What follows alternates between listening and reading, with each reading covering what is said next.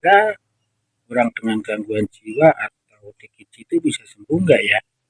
Nah, untuk mengatakan sembuh tentu kita harus melihat yang pertama pastinya apakah dia mempunyai insight yang baik atau tilikan diri yang baik. Nah, ini akan sangat penting karena akan mempengaruhi kepatuhan di dalam minum obat serta melaksanakan program-program pengobatan yang lain. Yang kedua tentunya dukungan. Dukungan ini tidak hanya dukungan keluarga, tapi juga dukungan fasilitas kesehatan di area tempat tinggalnya dan dukungan dari keluarga serta teman-teman. Karena memang orang dengan gangguan jiwa itu butuh orang lain, terutama di dalam mengambil keputusan jika memang ada keraguan di dalam menjalani pengobatan dan terutama minum obat, sehingga orang lain bisa memberikan pertimbangan dan support ya. Nah, ada lagi, nah ikuti selanjutnya ya. Nah, ada faktor lain yang mempengaruhi, terutama tingkat pendidikan ya.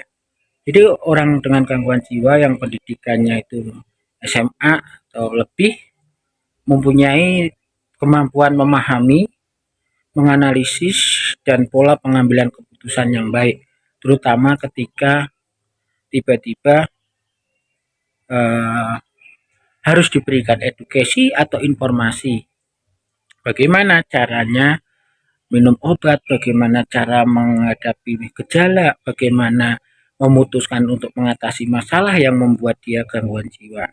Jadi kalau misal pendidikannya rendah, ya tentunya harus disupport oleh keluarga atau orang lain untuk membantu menjelaskan, menganalisis apa yang harus dilakukan.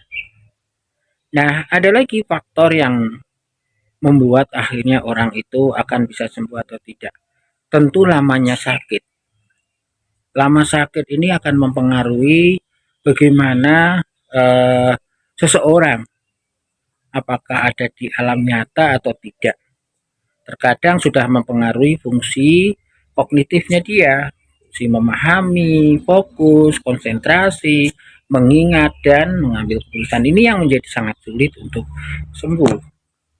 Nah, faktor lain yang bisa membuat seseorang itu menjadi sangat sulit untuk sembuh, ya, tentunya diagnosis ya.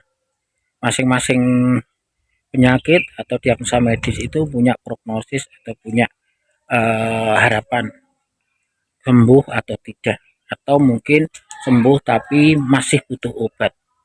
Apakah dia bisa sembuh tanpa obat? Tentu ini juga tergantung dari diagnosis medis yang uh, dialami ya, atau penyakit yang dialami.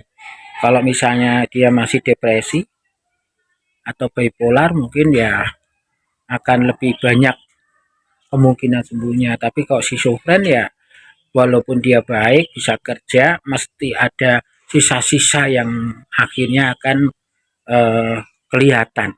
Makanya obat itu harus rutin dan dia harus berada di lingkungan yang tepat yang bisa mengerti dia supaya tidak dibully dan didiskriminasi.